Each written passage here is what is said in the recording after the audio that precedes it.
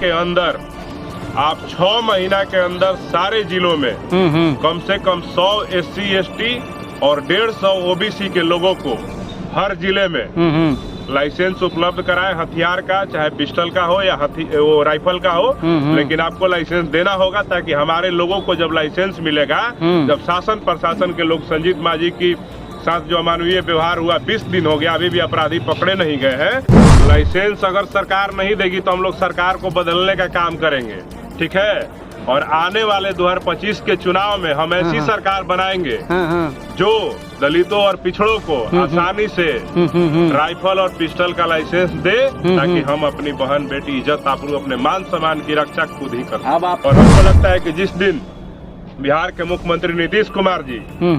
बिहार के 38 जिले में दलितों को 100 लाइसेंस और 150 पिछड़ों को लाइसेंस देने का ऑर्डर निकाल देंगे, आदेश निकाल देंगे, मुझे लगता है कि दलितों और पिछड़ों पे अत्याचार रुक जाएगा। क्योंकि जो अपराधी प्रवृत्ति के जो लोग हैं, जातिवादी मानसिकता के जो गुंडे हैं, जिनको लगता है कि दलितों पिछड़ों के पास कुछ नहीं है, निर्बल है, इनके पास कोई ताकत नहीं है, इनको मार दो, इनकी हत्या कर दो, इनको बेटियों का बलात्कार कर दो, इनके मुंह पे पेशाब कर दो, इनका हाथ काट दो, इनको मार करके पेड़ पे टांग दो, और ये कुछ नहीं कर पाएंगे। जिस दिन हमारे लोगों को हथियार इशू हो जाएगा, मुझे लगता है कि बिहार के अंदर जो अपराधी और जातिवादी मानसिकता के गुंडे हैं, इनके हौसले भी पस्त हो जाएंगे, और उस दिन से बिहार में दलितों पिछड़ों के ऊपर जाति को लेकर के जो घटनाएं होती है वो रुक जाएगी। और शस्त्र के लाइसेंस में सबकी संख्या के हिसाब पे जिस तरह से आरक्षण का नौकरियों में, शिक्षा में है व्यवस्था, उस प्रकार से जो शस्त्र का लाइसेंस का वितरण है, उसमें भी आप आबादी के अनुसार पिछड़े वर्ग को, दलितों को लाइसेंस मुहैया कराने में भी उनकी भागीदारी सुनिश्चित करें। अन्यथा इसके खिलाफ भी हम लोग बहुत बड़े स्तर पर आंदोलन करेंगे। कि मैं जल्द ही पटना के हाई कोर्ट में इसके खिलाफ पूरे बिहार के 38 जिला के जितने भी डीएम हैं और बिहार सरकार के खिलाफ भी हम PIL करने जा रहे हैं कि पूरे बिहार में जितने भी लाइसेंस का बंटवारा हो रहा है, वो दलितों और पिछड़ों को क्यों नहीं आसानी से मिल रहा है, और क्यों उनके लाइसेंस का जब एप्लीकेशन जाता है तो उसको लटका दिया जाता है, फंसा दिया जाता है, और वहीं पे अगर कोई गैर अनुसूचित जाति लोग पदाधिकारी से मिलने गए, क्या जवाब मिला आप लोगों को? देखिए, संजीत मांझी जी के साथ जो अमानवीय व्यवहार किया गया था उनके पत्नी के साथ, उस मामले पे हम लोग मिले, और मुजफ्फरपुर जिले में और एक मामला था गौरव कुशवाहा का, उस मामले पे मिले। लेकिन संजीत मांझी के मामले में जो जिले के DM साहब अभी तो वर्तमान में उपस्थित नहीं थे, लेकिन उनके जगह पे जो अभी कार्यवाहक DM का ADM है, वो थे मौजूद, और उन्होंने जो हमारी मांगे थी कि संजीत मांझी के जो साथ अमानवीय व्यवहार हुआ, उनको न्याय दिलाने के लिए उनको सबसे पहले तो सरकारी मुआवजा का जो प्रावधान है,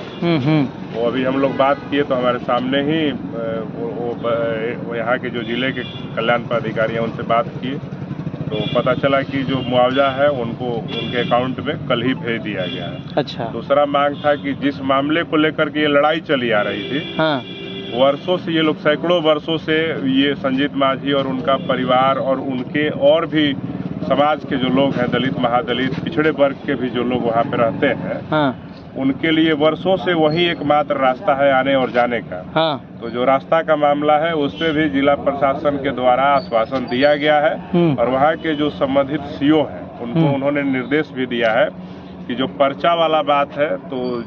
जो रैयती जो जमीन में वो लोग रह रहे हैं, उसका पर्चा देने में CO साहब आनाकानी कर रहे थे और कह रहे थे कि जो जिसका मालिकाना हक है उसका उसमें सहमति चाहिए।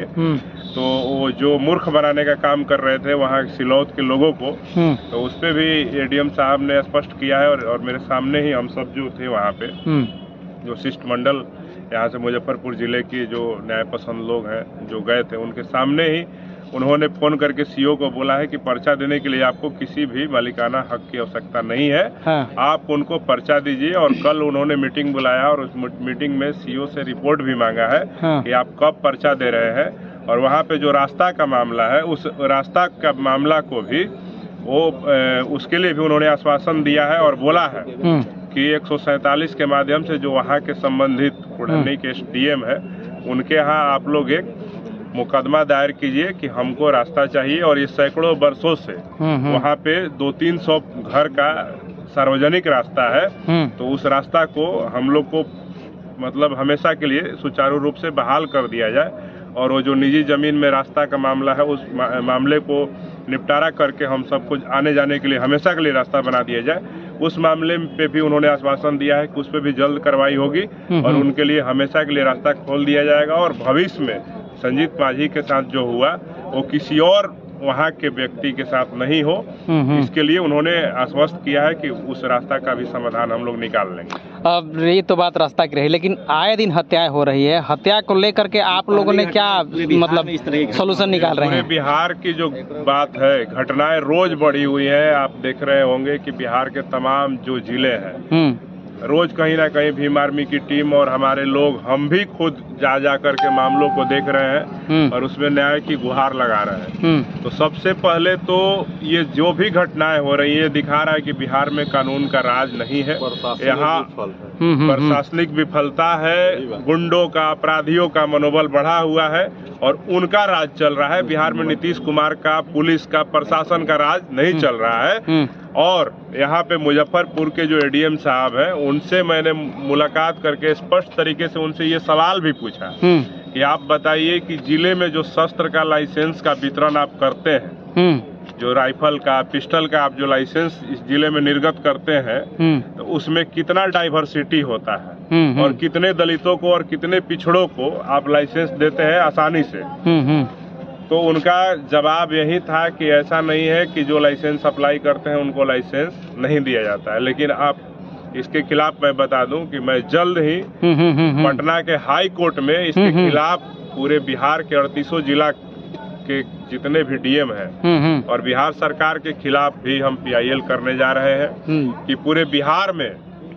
जितने भी लाइसेंस का बंटवारा हो रहा है वो दलितों और पिछड़ों को क्यों नहीं आसानी से मिल रहा है और क्यों उनके लाइसेंस का जब एप्लीकेशन जाता है तो उसको लटका दिया जाता है, फंसा दिया जाता है। और वहीं पे अगर कोई गैर अनुसूचित जाति, गैर पिछड़ा वर्ग के जो लोग होते हैं उनको आसानी से पैसा ले करके, दे करके कैसे निर्गत कर दिया जा रहा है। तो हमारे लोगों का जिस तरह से हत्या, बलात्कार, उनको मार करके पेड़ पे टांग दिया जाना, मुंह पे पेशाब कर दिया जाना, रास्ता के लिए उनकी हत्या कर दिया जाना, नंगा कर दिया जाना, इस तरह की जो घटनाएं हो रही है, इसमें हम मांग करते हैं कि बिहार के मुख्यमंत्री नीतीश कुमार जी से कि लाइसेंस का जो आपने बंटवारा करने का जो रास्ता तय किया है और प्रक्रिया बनाया है उसको आसान करें और शस्त्र के लाइसेंस में सबकी संख्या के हिसाब पे जिस तरह से आरक्षण का नौकरियों में, शिक्षा में है व्यवस्था, उस प्रकार से जो शस्त्र का लाइसेंस का वितरण है उसमें भी आप आबादी के अनुसार पिछड़े वर्ग को, दलितों को लाइसेंस मुहैया कराने में भी उनकी भागीदारी सुनिश्चित करें। अन्यथा इसके खिलाफ भी हम लोग बहुत बड़े स्तर पर आंदोलन करेंगे और पूरे बिहार के अंदर आप 6 महीना के अंदर सारे जिलों में कम से कम 100 SC ST और 150 OBC के लोगों को हर जिले में लाइसेंस उपलब्ध कराए, हथियार का, चाहे पिस्टल का हो या वो राइफल का हो, लेकिन आपको लाइसेंस देना होगा ताकि हमारे लोगों को जब लाइसेंस मिलेगा, जब शासन प्रशासन के लोग, संजीत माझी की साथ जो अमानवीय व्यवहार हुआ 20 दिन हो गया, अभी भी अपराधी पकड़े नहीं गए हैं, तो जब जो गुंडे मनबढ़ू जो अपराधी है जो हमारी हत्या करने के लिए, जो हमको सताने के लिए, जो हमारे ऊपर अमानवीय व्यवहार करने के लिए, हमारी महिलाओं का इज्जत तार करने के लिए जो हमला करे हम पे, तो उस समय हम लोग पलट करके प्रशासन का मुंह नहीं देखे और हम लोग मुंह तोड़ जवाब देने में सक्षम हो। और हमको लगता है कि जिस दिन बिहार के मुख्यमंत्री नीतीश कुमार जी बिहार के 38 जिले में दलितों को 100 लाइसेंस और 150 पिछड़ों को लाइसेंस देने का ऑर्डर निकाल देंगे, आदेश निकाल देंगे, मुझे लगता है कि दलितों और पिछड़ों पे अत्याचार रुक जाएगा। क्योंकि जो अपराधी प्रवृत्ति के जो लोग हैं, जातिवादी मानसिकता के जो गुंडे हैं, जिनको लगता है कि दलितों पिछड़ों के पास कुछ नहीं है, निर्बल है, इनके पास कोई ताकत नहीं है, इनको मार दो, इनकी हत्या कर दो, इनको बेटियों का बलात्कार कर दो, इनके मुंह पे पेशाब कर दो, इनका हाथ काट दो, इनको मार करके पेड़ पे टांग दो और ये कुछ नहीं कर पाएंगे। जिस दिन हमारे लोगों को हथियार इशू हो जाएगा, मुझे लगता है कि बिहार के अंदर जो अपराधी और जातिवादी मानसिकता के गुंडे हैं, इनके हौसले भी पस्त हो जाएंगे और उस दिन से बिहार में दलितों पिछड़ों के ऊपर जाति को लेकर के जो घटनाएं होती है वो रुक जाएगी। ये तो बहुत बड़ा बात जो आप कह रहे हैं कि दलितों के घर में, पिछड़ों के घर में भीम आर्मी अब लाइसेंस जो है वो बंटवाएगी। लाइसेंस अगर सरकार नहीं देगी तो हम लोग सरकार को बदलने का काम करेंगे, ठीक है। और आने वाले 2025 के चुनाव में हम ऐसी सरकार बनाएंगे जो दलितों और पिछड़ों को आसानी से राइफल और पिस्टल का लाइसेंस दे, ताकि हम अपनी बहन बेटी इज्जत आबरू, अपने मान सम्मान की रक्षा खुद ही कर सकें। अब आप लोग लड़ाई राइफल और पिस्टल से लड़ेंगे? राइफल पिस्टल से